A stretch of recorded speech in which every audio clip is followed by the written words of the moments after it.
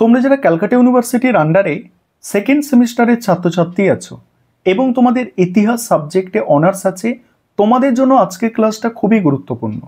আজকে ক্লাসে তোমাদের এসএসসি 2 পেপার থেকে 100% কমনযোগ্য লাস্ট মিনিট সাজেশন নিয়ে আলোচনা করব। এই পেপারটি তোমাদের 50 নম্বরের পরীক্ষা, সেখানে 30 নম্বরের একটি প্রশ্নের অ্যান্সার করতে হবে এবং 10 নম্বরের দুটি। এই হচ্ছে তোমাদের কোয়েশ্চেন প্যাটার্ন।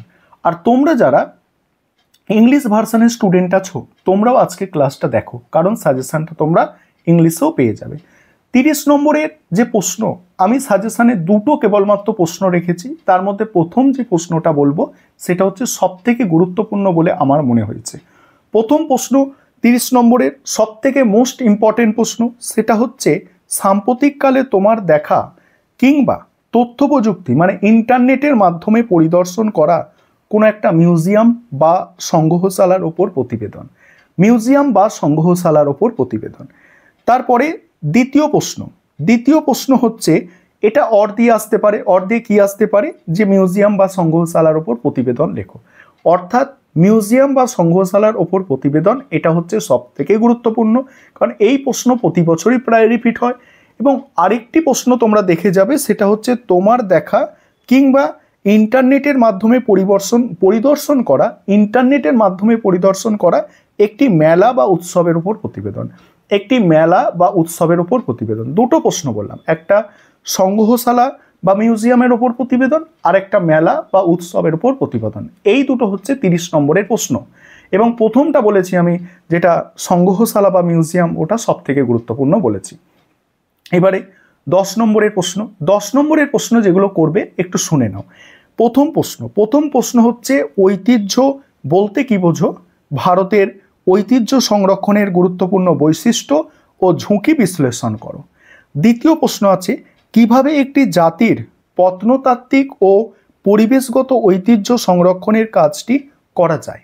3 নম্বর প্রশ্ন, কিভাবে ভারত সরকার প্রণীত আইনগুলি ঐতিহ্য সংরক্ষণের ক্ষেত্রে সাহায্য করে, সংক্ষেপে বিশ্লেষণ করো।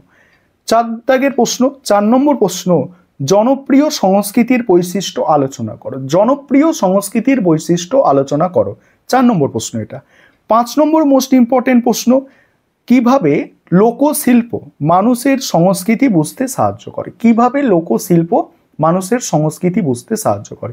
এই 5টা হচ্ছে মোস্ট ইম্পর্টেন্ট 10 নম্বরের প্রশ্ন।